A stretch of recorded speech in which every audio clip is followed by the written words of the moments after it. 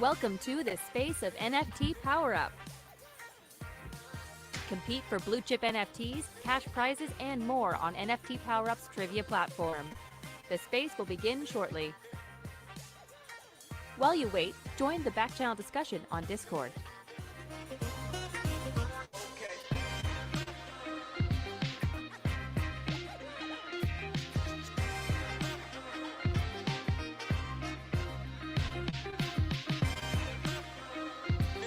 Join us every Thursday at 9:30 a.m. Eastern Time for commentary on the latest Web3 news and to win big with NFT PowerUp's trivia gaming platform, nftpowerup.io.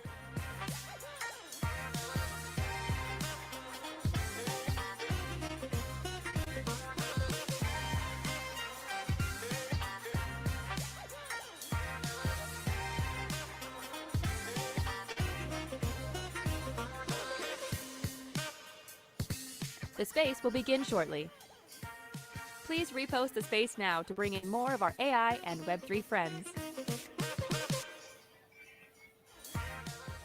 Hello. The space will begin shortly. How are we all doing today? Cool.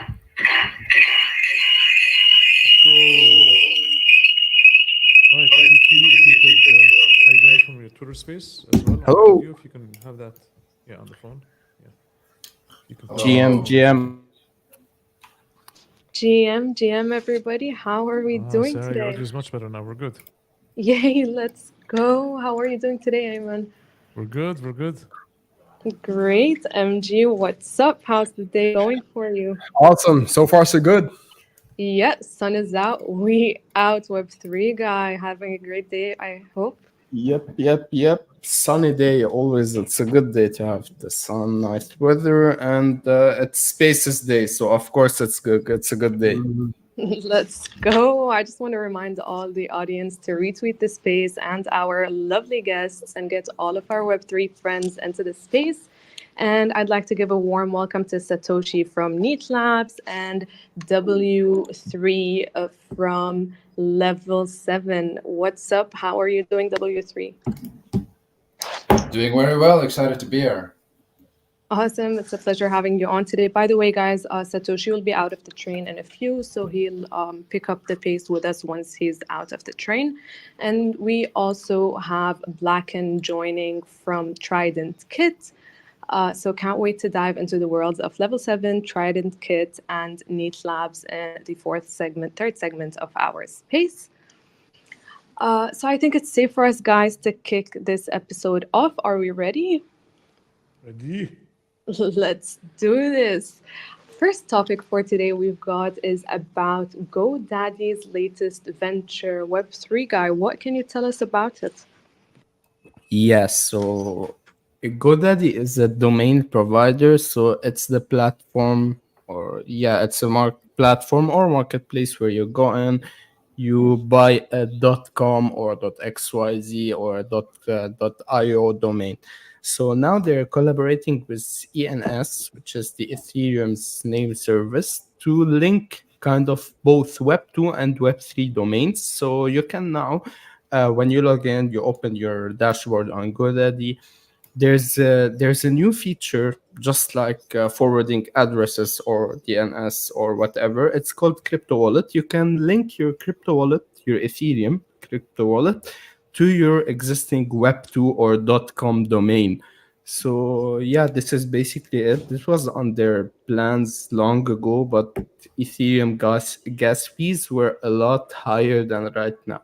So now users can do it for exactly $0 more at exactly no additional cost. So that's basically the news. This is basically a bit of merging between Web2 and Web3.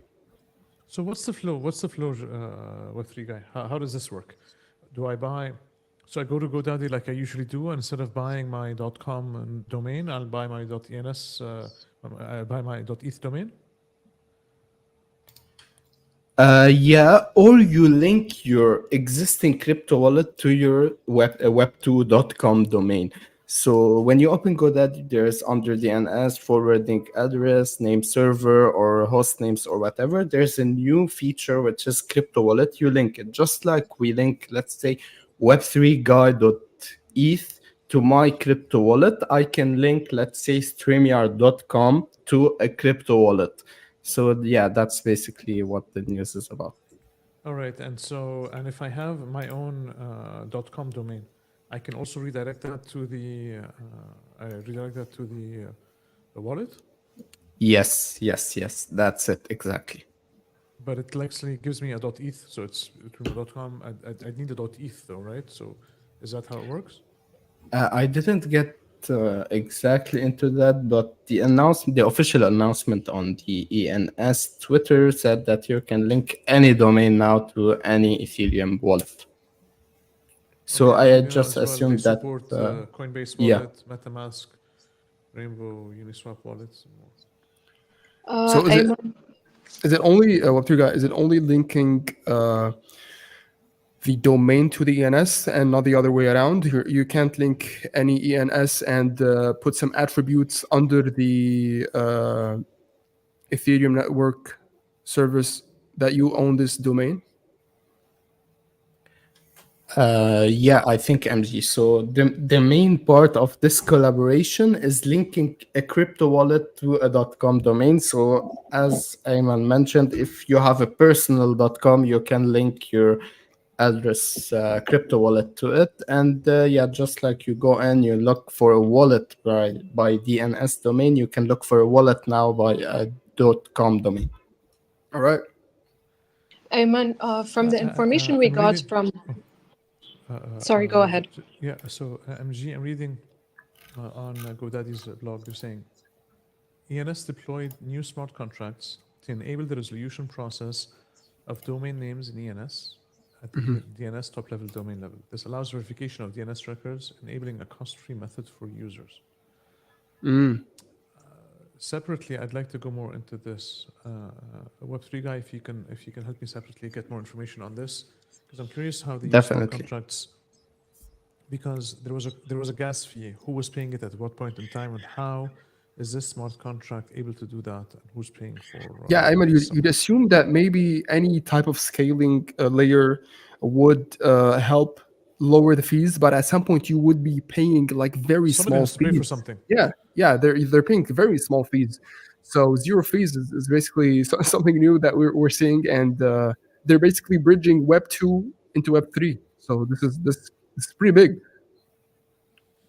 What I like about this MG is when I wanted to get my own ENS, every time it's like, no, tomorrow maybe. It just looks complex. It's tomorrow, after tomorrow, or so on. And at the end, what I ended up doing was I bought my .eth domain, but I didn't link it to my wallet. I felt it was an extra step. It wasn't straightforward. It was something, but with GoDaddy, in theory, it's easier in a sense. So, and people go to it for creating their own domains. And from GoDaddy's perspective, it's just the same way they'd add a .com or .tv or whatever domains. For them, it's just a .eth that they would continue to add. Yeah, the thing with this is that most people are already familiar with GoDaddy and how it works, how you can add records under your domain. So it's just an intuitive step. But yeah, it's very intriguing how the smart contract works on the back end to link this ENS with zero fees. So I'm probably going to look more into that next week. Sarah, I'm sorry, I interrupted you earlier. Yeah, completely fine. I was just wondering, since you mentioned that you're an ENS member and then you're obviously experienced with GoDaddy, do you think that this partnership will enhance security and reliability of the domain ownership? And would you now connect them to each other with this simplified innovation? I don't think it's a security issue as much as it is a simplification issue. So GoDaddy has a huge user base globally, and people come to it for buying domains. And the same way you'd buy a .com, now you'd buy a .eth address and you'd connect it to your wallet.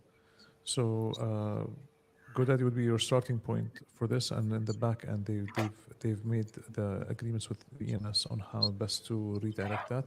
So I think it's more than a security aspect, which I know is there. It's more of a how comfortable are we to do this and how easy it is to do, which makes it easier. I'm not saying GoDaddy is 100% easy, but it's it's a step towards making it easier, because buying a domain is always remain a bit technical by nature. You can't.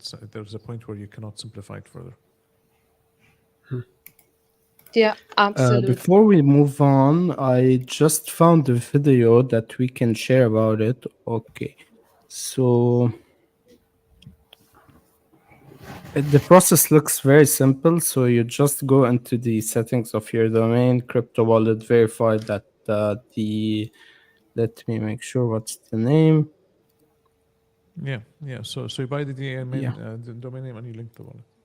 Yes, exactly. So it should be pretty easy. Okay, clear.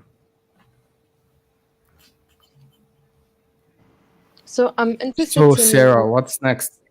Oh, we moved to the next one. Okay. So actually, the next one is for MG. MG, we know that X is having another competitor. The Yeah, first one was mhm. Reds. Yeah, it's not directly a competitor, Sarah, but I'm curious to know if this came across Ayman's radar. Ayman, these types of things, you'd be one of the first people to hop on just to test it out. Have you heard of Farcaster? No, I didn't pay attention to Okay, that. so basically, what this is they're building, or maybe I should ask also our guests if they heard about it or they tested it out. But what this is a decentralized social media platform. So they're linking some of the objects or some of the items for social media. Some of them are hosted on chain, some of them are hosted off chain. But basically, what this is, it's a platform where users can build decentralized applications on top of it, and recently have surged in adoption. It has more than $600 million in value over the past couple of days, couple of weeks.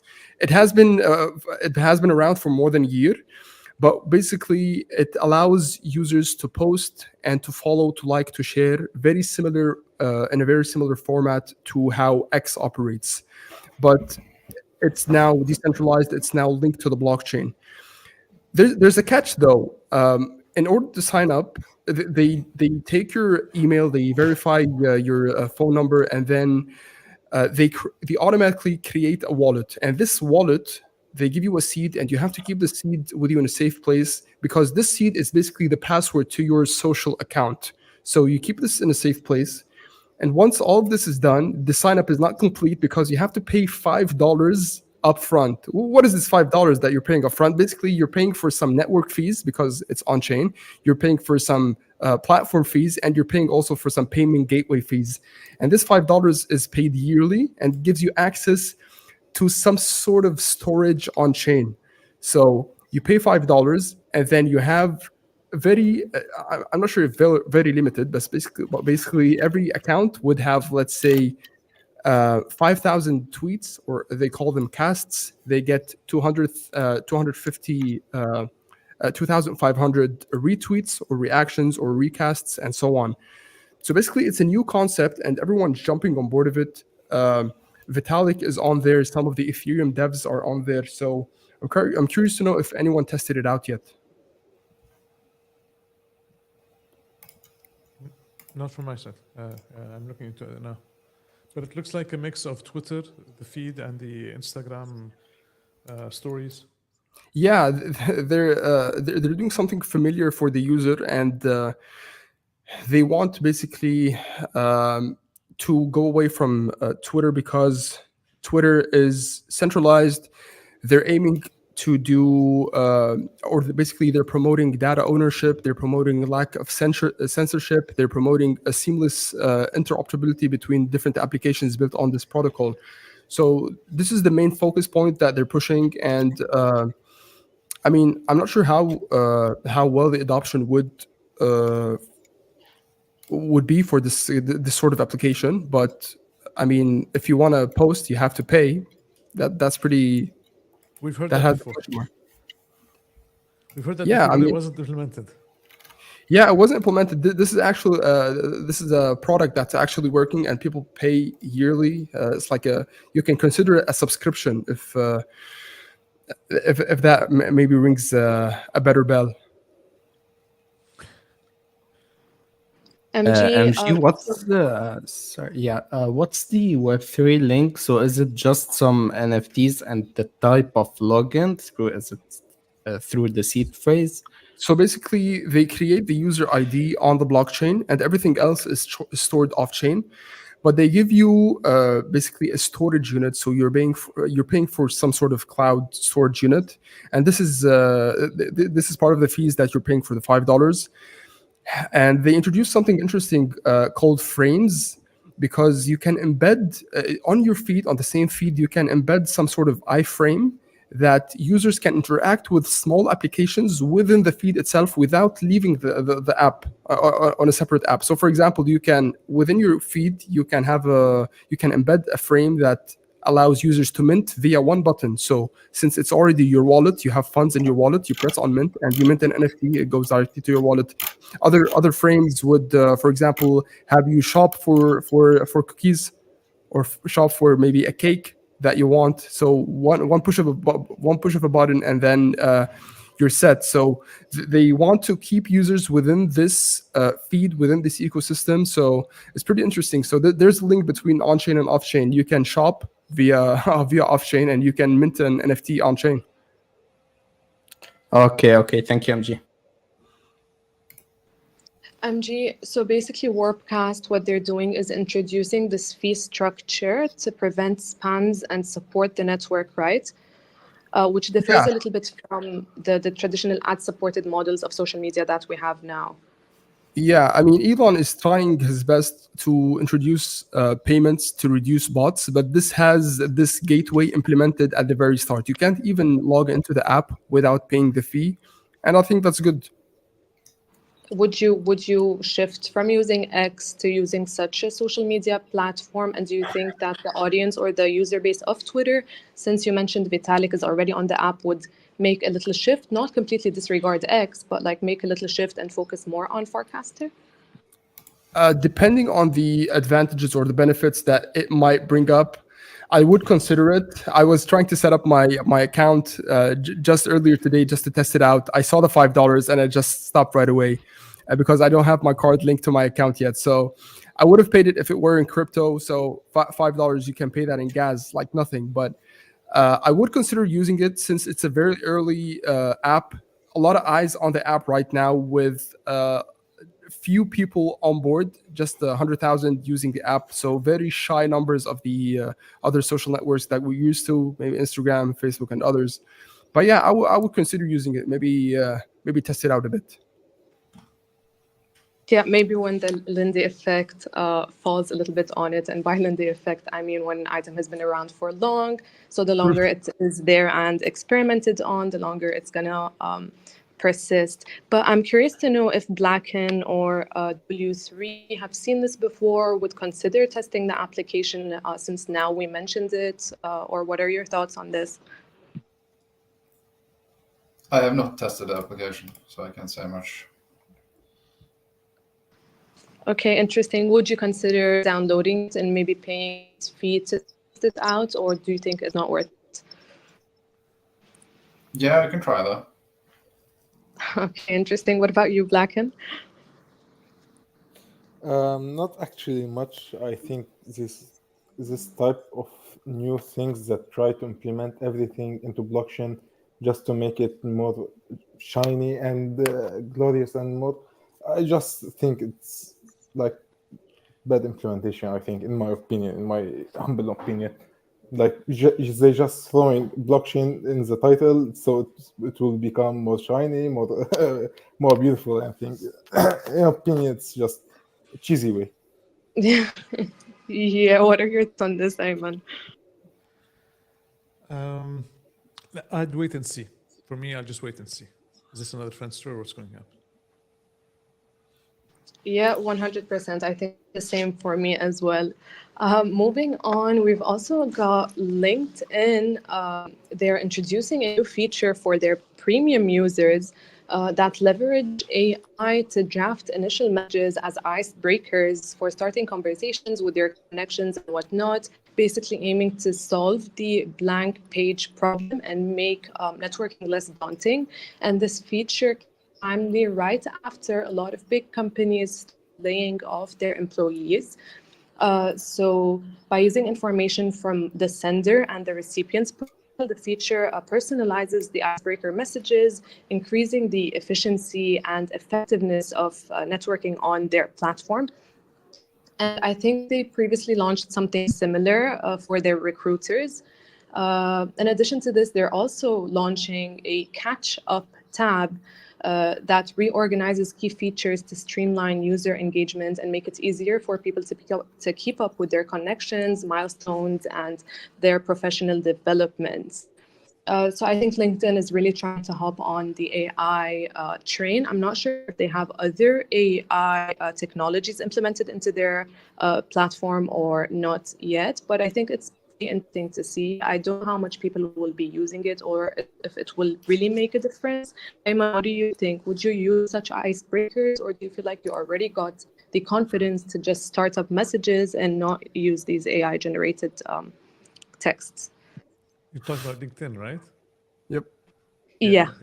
I can see from the reaction of MG and 3 guy that they don't think I'll use the icebreakers. Yep. Well, about AI usage with LinkedIn, they're early users of this. Keep in mind, LinkedIn is owned by Microsoft. Also, Reid Hoffman also is a big fan of AI. So they've had many AI initiatives. This is one of them. They also have something called community notes, where they use AI to generate articles, and then they invite members of the community to comment and interact with on it, or and provide feedback that would also, so that's humans chipping into AI and giving additional feedback on AI.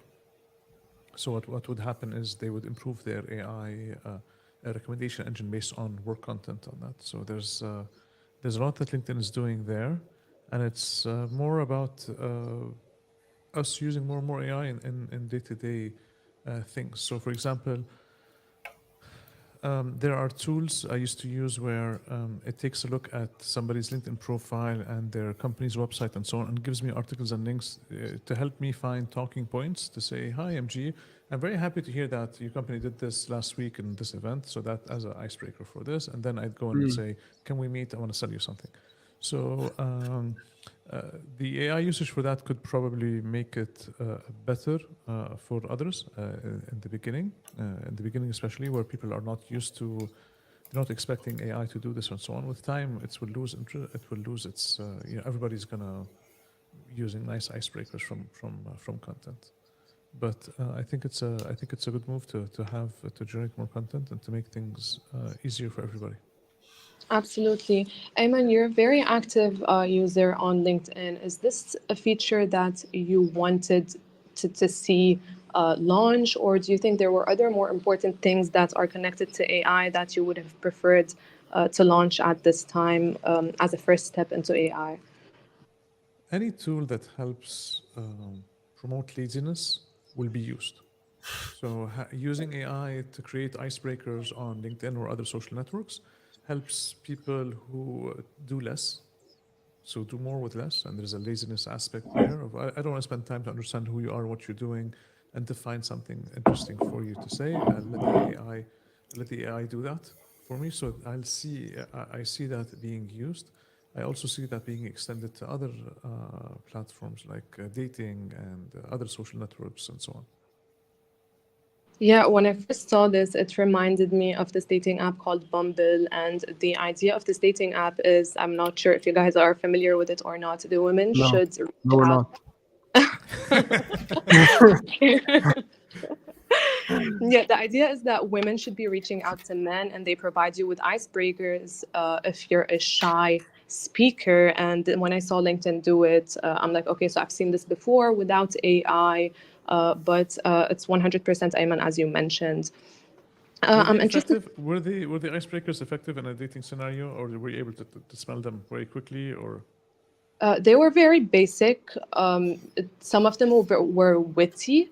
but not something you would constantly use, and they were very limited. Like you shuffle and you would see the same thing come up again, since AI is not integrated in there, so it doesn't have the capacity to generate new ideas for you. It's whatever data Bumble has provided. I'm interested to know, W3, are you a LinkedIn active user, and would you be using such a feature? No, I'm absolutely not an active user on LinkedIn. I actually deleted my profile years ago when I was like even more Web3 decentralization maxi than I'm right now. But I actually activated it again now last month just because I needed it for something. But I'm not a heavy user of LinkedIn. I think it's useful, but it depends on your purpose. For me, it hasn't been really useful so far.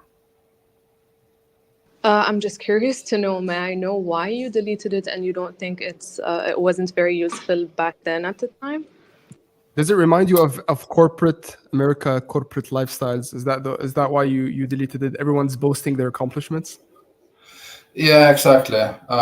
It's kind of this coming out of an era with 100 years of optimizing for shareholder values.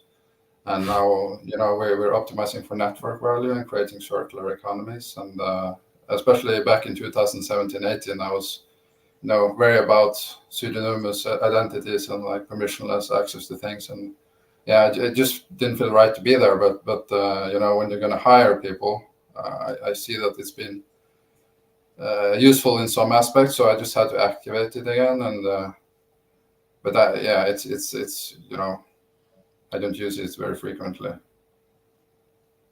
Interesting. Thank you for your transparency on the matter. So, guys, these were the topics that we had for today. I hope you had great insight and you enjoyed what we brought forth. It's time for our little AMAs with our wonderful guests. Maybe we can kick this off with Trident Kick. Trident Kit. Hello, yes, it's Trident Kit and not Kick. So Trident Kit is actually a Web3 tool for automation exclusively. Like what? Like for example, if you guys heard about airdrop farming, so chains like ZK chains like Scroll, chains like on Solana HDI and Win and Wormhole. So what basically is airdrop farming? So for example, for ZK that is built on EVM on Ethereum. So they created a solution that is built on top the Ethereum layer that will decrease your fees by a lot. Like for example, the transaction fees on Ethereum is, for example, $1. On zkSync, it's $0.1. So what zkSync did, that anyone that do some activity on their chain, they will airdrop some tokens. So what is the expected airdrop is more than 15K per wallet, 15K per active wallet on their chain. So what Trident Kit is doing is that it automated this interaction using the bot. For example, in my case, I have 20 wallets that do automated transaction on zkSync. So it will farm coins for free. For example, my investment is something like 2K and expected revenue is 300K just from farming. And so on and so on. Actually, we have multiple extra features like NFT minting on both Ethereum, Bitcoin, Solana, and we have some trading application, as well as supports for many Web3 stuffs. Okay, so how would a user do this without you today? So they will do it manually. Like for example, if I'm alone and try to do these tasks, like as I told, zkSync basically require you to do some transactions and some tasks on the chain to be able to get the airdrop. So if you want to do it manually, you will need to do it like 3 hours. It will take you 3 hours per wallet. My bot let you do it like 20 wallet in 20 minutes. Yeah, because it's fully automated tasks, and we support more than 15 contract in automation just for zkSync, and we have other than Zkissing by like three more chains. Would there be a point where these chains they would throttle the automation, reduce the volume, so So that it's within a certain, that might affect you in the future? So they have these measures to detect that you are Sybil. One of the measures are they will detect your IP when you're using their official RPC. So what we did is built a middleman RPC, like a middle RPC, so it will mask my IP or the user IPs, as well as did some randomization in sending contracts and sending transactions, so they won't detect that you are bots. They try to do it, and if they caught you as a Sybil, they will not airdrop coins for you, and you will not get money. How are you reaching these users? These are very specific users that you're trying to reach. How are you reaching them? Actually, I have some good connections. We already have more than 1K users in our Discord. More than 300 are already running, and most of them are already in top 5% of all the wallets that are being farmed. And actually, we farmed previously some airdrops. Our users did more than 40K in profit each. Like I have some users that did 40K and more on. We have some connections. We have some PR. We have a really big connection in Web3. Like I don't know if you guys know Underground Discord group. That is the top one Discord group in Web3 trading. We have collabs with it, and most of the Web3 big names we are collabed with. So we are very known, kinda. Okay, and is the product live already or not yet? Yeah, it's already live. It's you can see it on Whoop, and you can see our Twitter. It's already live and selling. Okay, all right. So what would you want to share as we wrap up with your Q&A? What would you want to share with users? Are there important dates? Where do you want them to go? What app? What links? What URLs? Can you repeat? Sorry. Can you repeat? Where do you want to send users? So where I want to say thank you for sharing with us your Thank you. part, and where do you want to send users to go? To your Discord, to your Okay, website? Are there important dates you want them to know? Okay, so you can see our Twitter, which is Trading Kit. You can see there our Linktree.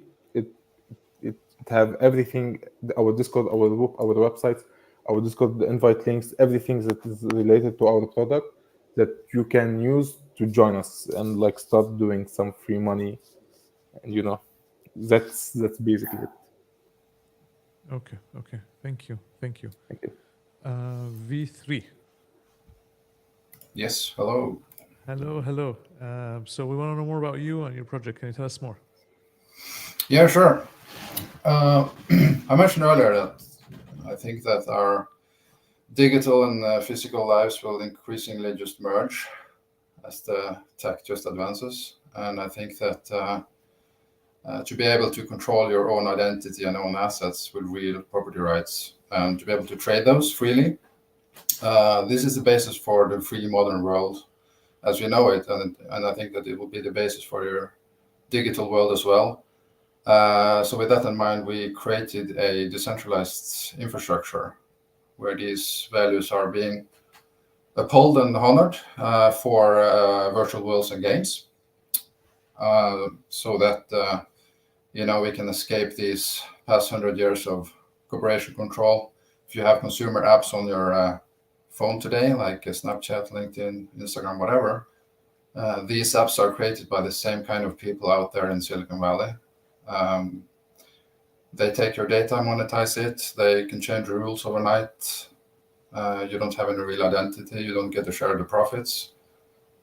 People in third world countries or poorer countries, they don't get access to these funding rounds because they're not accredited investors. So this is all now being turned upside down, where we see it already now. We have around 60,000 community members that get access to all of the games and worlds that's been built on top of our infrastructure from day one. So we specifically have built a game creation and publishing toolkit So you can build and publish games and worlds using our SDK. You can use our decentralized P2P server network to host all of these games instead of more expensive, more centralized providers like AWS. And then you can integrate it with Web3 creator tools like NFTs and tokens and smart contracts, where we kind of have abstracted the UX a bit, where we allow the players to play and pay without a Web3 wallet and only on an optional basis convert their assets into NFTs and tokens if they care about digital property rights and trading. And then we also have a unique network economy design where all of the stakeholders that produce and uphold the network, that would be the gamers, the game creators, the server operators, and the contributors, are capturing all of the value that is generated by them. So it's kind of a circular economy. So a common misconception is we are not a game, we are an infrastructure for games. And so far we have 140 games and worlds that's been published onto our infrastructure. What's your Web 2 equivalent? Is it AWS, or what's the equivalent that you're looking at from a Web 2 perspective? I don't see we have any equivalents. I mean, we have, parts of our infrastructure, we have equivalents like AWS, for example. If you're using AWS as a game today or a Web3 game, if they shut down your servers, you really lose out on, if you're getting censored, or for some reason they want to shut you down because you're doing something that doesn't comply with their rules. You won't be able to experience that with us because we are running completely P2P, and also we are doing it cheaper because we're turning all users into contributors basically. So when you say peer-to-peer, so that means people in their own data centers or in their homes or whatever, they're giving you parts of their cycle, and you have a centralized platform where you're distributing that information, that data across multiple servers and multiple locations. Is that it? Yeah, you can run your own server node basically, and the games that need these server resources, they connect to these nodes based on some mechanism, and they are being rewarded based on their utilization. And then when you create a node, when you spin off a node, where is that node? Is it from sessions that people allocate? They give you free cycles in certain servers they have, or how is that done?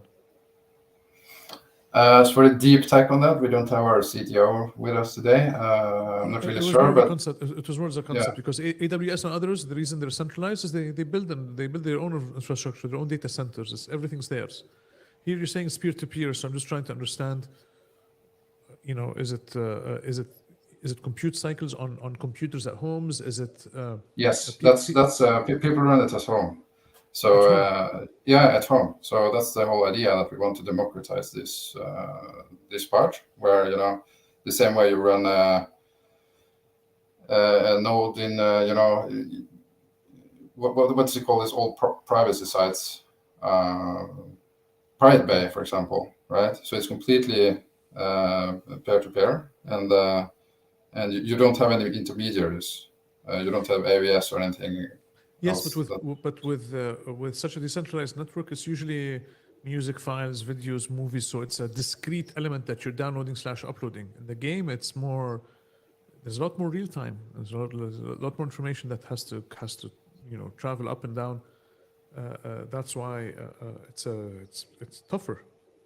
Yes, it's tougher, and we have coordination tech that are able to cope with that. So it's. But we believe that it's really necessary, because we see that if you rely on these centralized providers, they can shut you down the next day, right? So we feel like that's a core element. And the users are incentivized. Those who are running it from their homes, they're incentivized by getting tokens or something like that. So their own mini mining approach. Yes, absolutely. It's the same concept as we know with blockchain. You get rewarded with your node usage, and you need to bond tokens to stay a node operator, and it's all based on the level token. Yeah. Is the service live now already or not yet? So the thing is that we initially, when we got our NVIDIA grant, we got a big chunk of free 10K worth of credit. So we started off of AWS. And when we decided that we will actually go into this P2P model, we went from AWS to our own hosted servers. And then the next step will be to invite other server operators as well. So right now we are the only node operator in the network. And we'll be inviting soon third-party nodes into the network. So you're starting off as centralized on your way to become decentralized. Yeah, our goal is to be completely end-to-end decentralized with the code being open source, the ownership, the servers, the governance, everything should be decentralized. Okay. And what was my last question for you? Yes, can you tell me more about the NVIDIA grant and partnership or something? Can you tell me more about that? Yeah, so we are part of the NVIDIA Inception Accelerator, which is kind of a startup accelerator where they invite top project within, AI, gaming, like any type of tech really, into the program, and you get access to their network of investors. You get access to grants like ABS credits, credits on hardware, all of these things, and yeah, we've been part of that and enjoy their benefits. Okay. All right. So what do you want to invite people to? Because in your case, you have two categories. You have the category of end users who are willing to install a piece of software on their computer for it to use the idle time of these machines in rewards for tokens and other rewards. And you have the other category where you're going after actual game developers. You're saying, look, take off your games off of Google Storage and Amazon Storage and Azure Storage and bring it to us in our decentralized networks. So what do you want? Yeah. Where do you want to send these two different categories? Yeah, sure. So the server network is not open yet for onboarding of those, but for now we are already live with our SDK and client. So already now you can download our SDK. You can start building virtual worlds or games and publish it to our client in a fully kind of end-to-end branded way, and you can start experimenting. Whether you're a professional game developer, you can use all of the capabilities of Unreal Engine 5, or if you're not just a gamer, you can copy or fork an existing game or world and start using our in-game editor, because we also have that where you can drag and drop things into your world and make it yours. So that's kind of the professional side of things. And then of course you have the gamers who they can download our client today and start to experience all of the things that's been created. Okay. I see that part. That's clear. Okay. What's the domain? Where do you want to send people? The website, Discord, or where do we send them? Yeah. So our domain is level.com. So le7el.com, where you can get access to our web application, our game client, and then you have the Discord, which is discord.gg/level with the same le7el, where all of these community members and all of the activities are, how we can get engaged. Okay. So yeah, it's all live and working. So it's just test it out and be part of our community. Okay, thank you. That part is clear, and thank you for sharing with us your project and what problems you're solving. Next, Web3 guy, you have the winners. Let's go. Get ready, everyone. We're about to announce this week's trivia winners. Ready? Here we go. In third place, the winner is... Casey. In second place, big cheers for... The legendary Anakora. And now, the moment of supreme glory. This week's trivia master, the champion of champions, is... Knife. So let's go. Thanks to all who played. Be sure to join NFT PowerUp for another thrilling round of trivia.